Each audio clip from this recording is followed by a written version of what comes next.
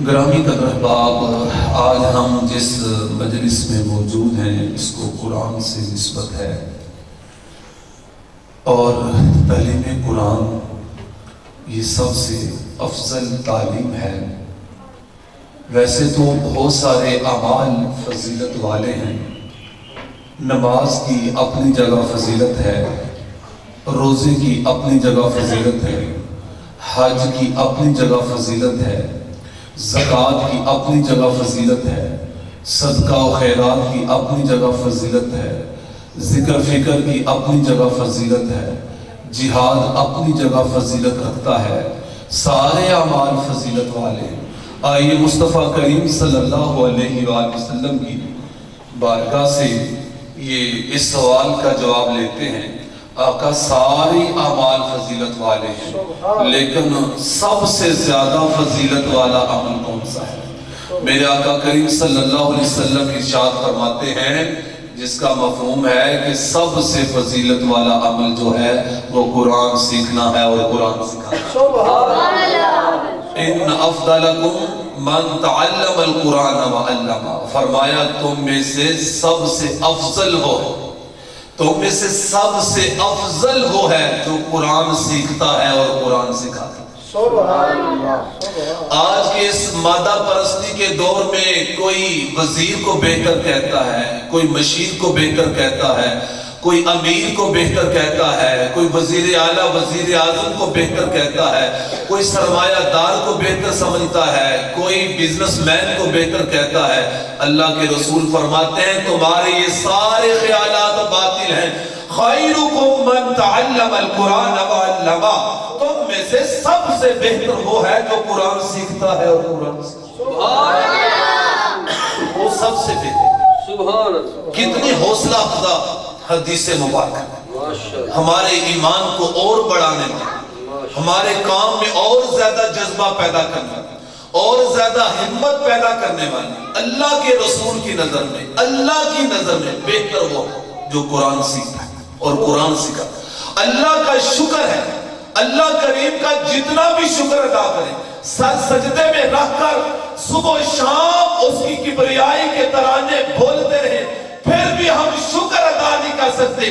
اللہ پاک نے ہماری جو ڈیوٹی لگائی ہے قرآن سیکھنے والی اور قرآن سکھانے، مبارکباد کے مستحق استاذ الحفاظ، استاذ العلماء حضرت علامہ مولانا مفتی عامر مدنی صاحب، جو صبح و شام ان بچوں کو قرآن سکھا رہے ہیں اور مبارکباد کے مستحق ہیں یہ بچے جو ان سے قرآن سیکھتے ہیں۔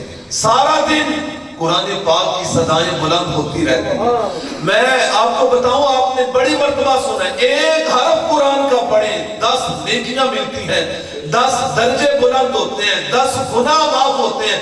مجھے بتائیں جب ایک بچہ قرآن کا حافظ بنتا ہے، وہ کتنا قرآن کا تکرار کرتا ہے، وہ کتنے حروف پڑھتا ہے، کتنے الفاظ کی تلاوت کرتا ہے، کتنی آیتیں پڑھتا ہے، وہ کتنی سورتیں پڑھتا ہے، کتنے سپارے پڑھتا ہے، ایک ایک سپارے کو کتنی بار پڑھتا ہے۔ روزانہ سبق یاد کرنا، پھر بچوں کو سنانا، پھر استاد صاحب کو سنانا، پھر سب کی سنانا، سب کی یاد کرنا، سب کی سنانا، منظر یاد کرنا، منظر سنانا، 2 3 4 سال کے عرصے میں وہ کتنا قرآن پڑھتا ہے۔ یار کتنے خوش نصیب لوگ ہیں کہ جو پتہ نہیں ان کے نامہ اعمال میں کروڑوں اربوں نے کیا درج۔ پھر بھی یہ سمجھے کہ ہم کمتر ہیں، پھر بھی کوئی احساس کمتری کا شکار ہو، کوئی پڑھانے والا یا پڑھنے والا احساس کمتری کا شکار ہو، یہ بات سمجھ میں نہیں آتی۔ میرے آقا کریم صلی اللہ علیہ وسلم ارشاد فرماتے ہیں، جس طرح علامہ احمد شہباز صاحب فرما رہے تھے نا، 2 بندے ایسے ہیں کہ جن کو دیکھ کر اللہ تبسم فرماتا ہے۔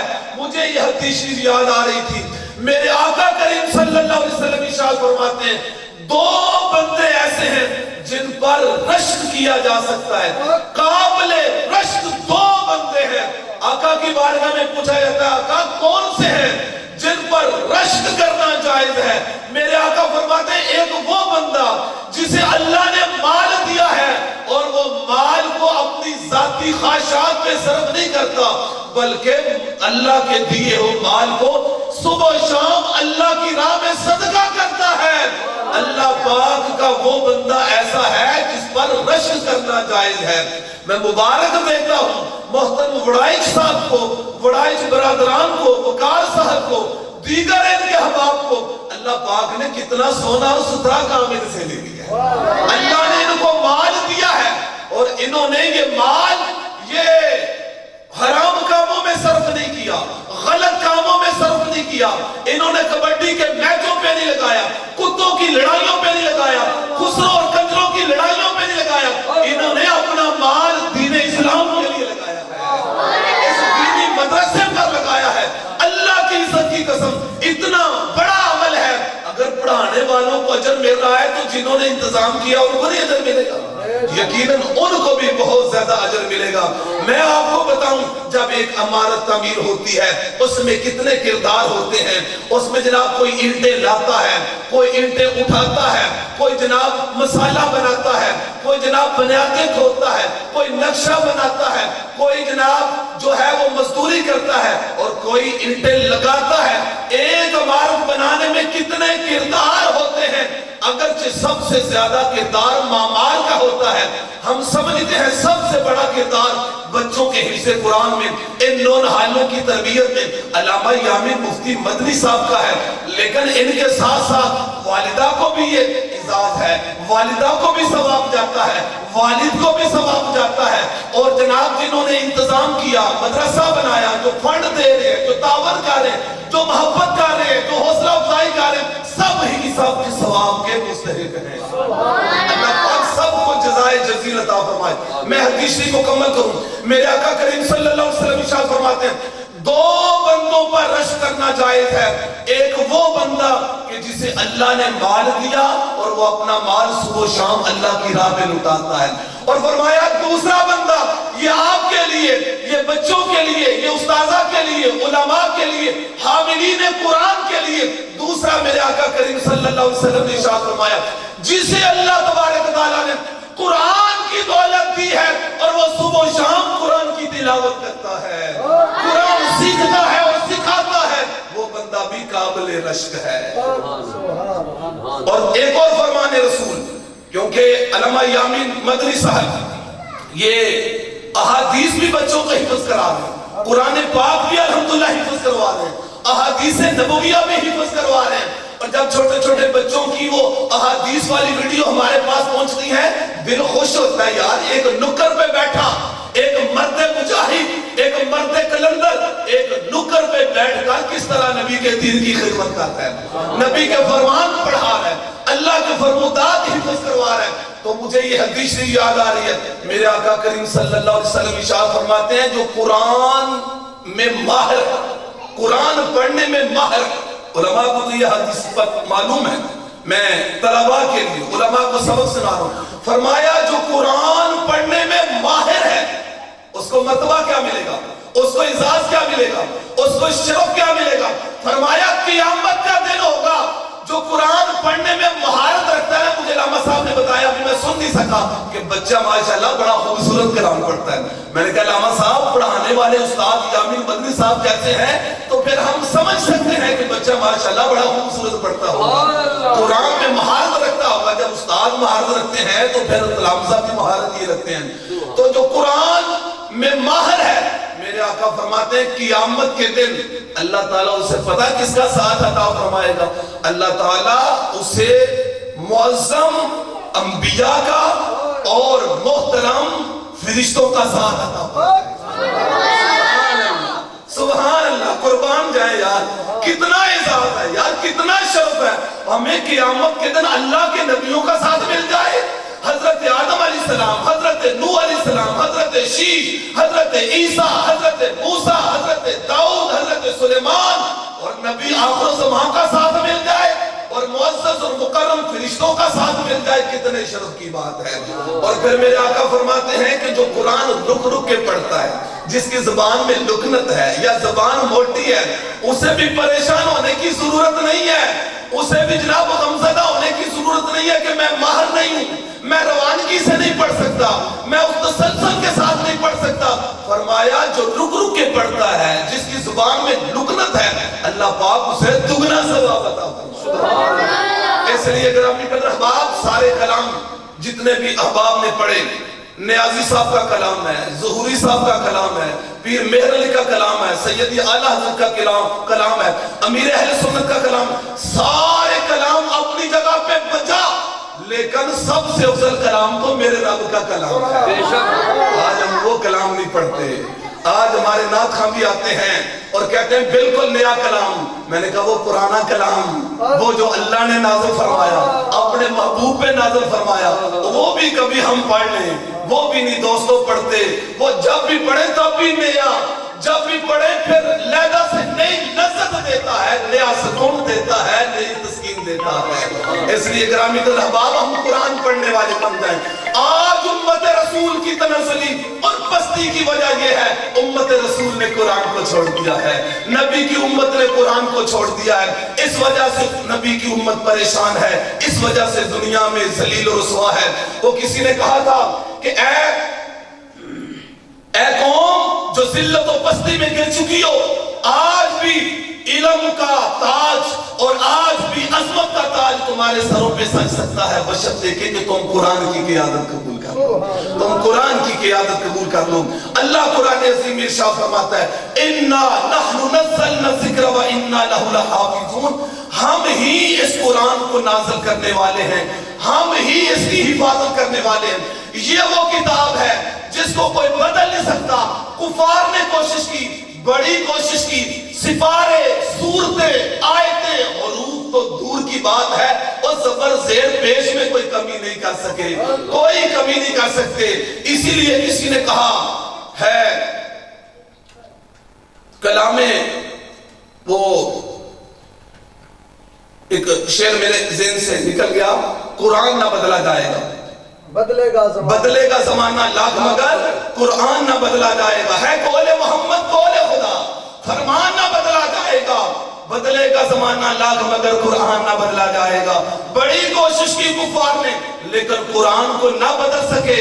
قرآن وہ کتاب ہے جس کو کوئی بدل نہیں سکتا، یہ اس کا اعزاز ہے۔ لیکن اس کا کمال یہ ہے، اس کا کمال یہ ہے جو اس کے ساتھ وابستہ ہو جائے اس کو بدل دیتا ہے۔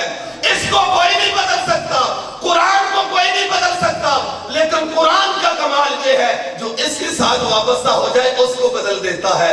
آئیے اگر میں اور آپ چاہتے ہیں ہم بدل جائیں، ہماری سیرت بدل جائے، ہماری صورت بدل جائے، ہمارا کردار بدل جائے، ہماری گفتار بدل جائے، ہماری رفتار بدل جائے، ہمارا انداز تکلم بدل جائے، ہمارا طرز معاشرت بدل جائے، ہم سر سے لے کر پاؤں تک بدل جائیں، تو قرآن کے ساتھ وابستہ ہو جائیں، قرآن آپ کو بدل دے گا، قرآن آپ کو بدل دے گا۔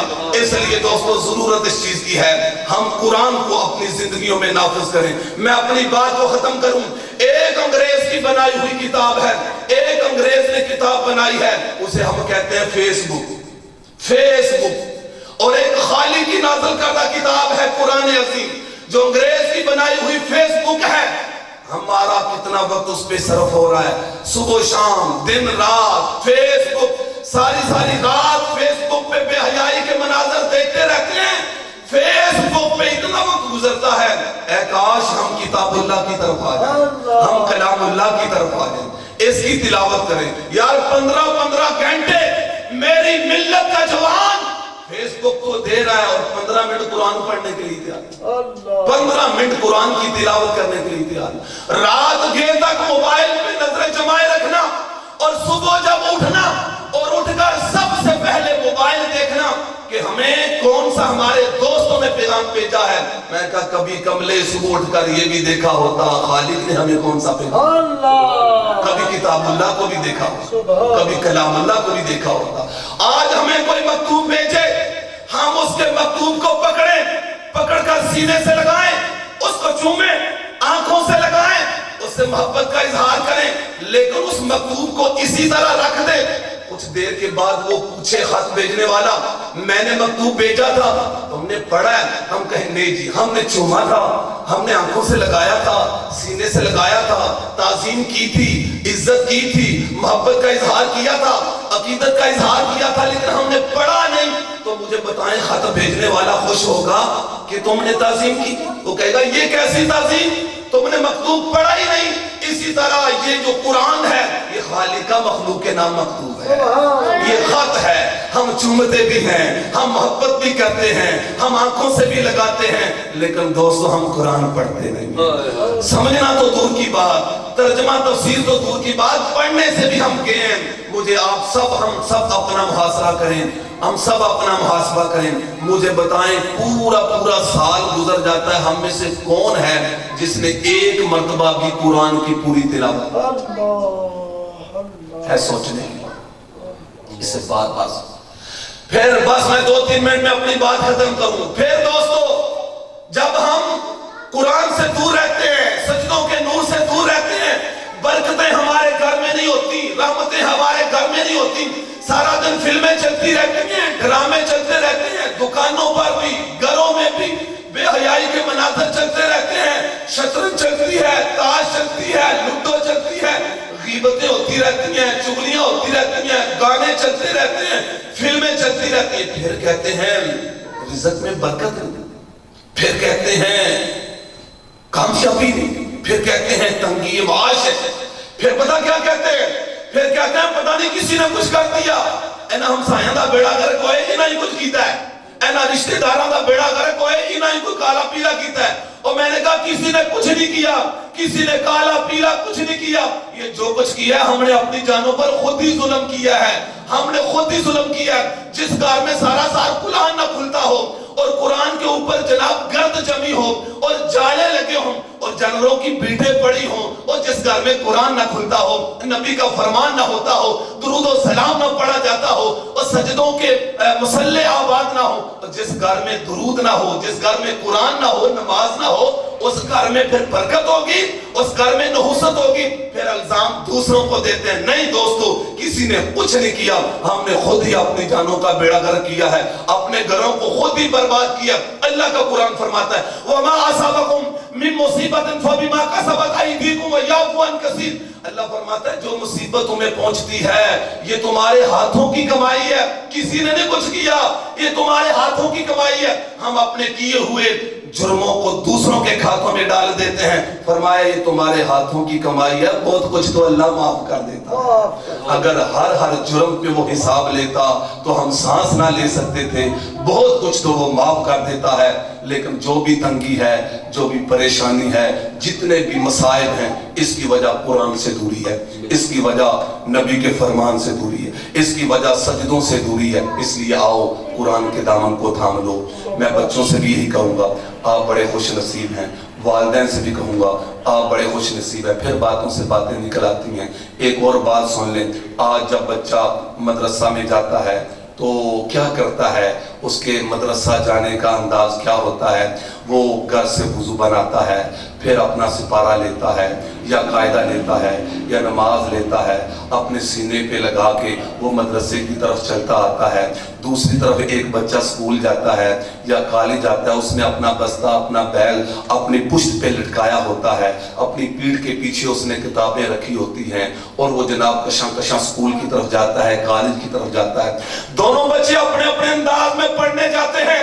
مدرسے کا طالب علم سامنے سپارہ قاعدہ لگا کے یہ بتاتا ہوا جا رہا ہے، خاموش آواز میں یہ درس دیتا ہوا جا رہا ہے، اور دنیا والوں میں جو علم حاصل کرنے جا رہا ہوں یہ آگے بھی کام آنے والا ہے. پیچھے بیگ اور بستہ لٹکا کے سکول کالج والا اپنے عمل سے بتا رہا ہے، اور میں جو حاصل کرنے جا رہا ہوں وہ پیچھے ہی رہ جانے والا ہے. میں نہیں یہ کہتا سکول کالج مانا نہ پڑھاؤ، لیکن دوستو وہ پڑھاؤ، لیکن یہ تو ضرور پڑھاؤ.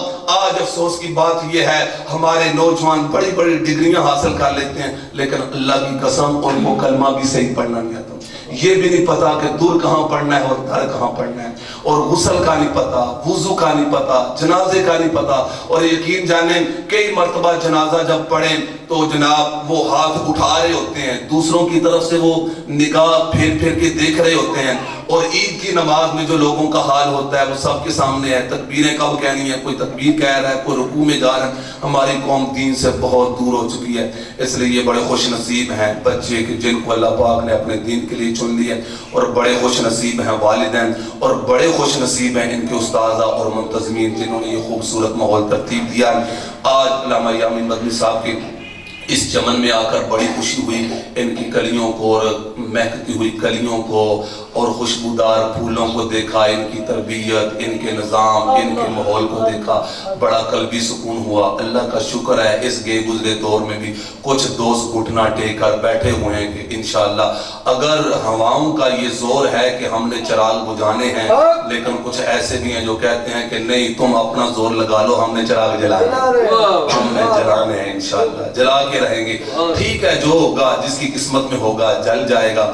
اور پھر شاید کہتا ہے جنہیں نکمہ سمجھ کے بجھا دیا تم نے، یہی چراغ جلیں گے تو روشنی ہوگی۔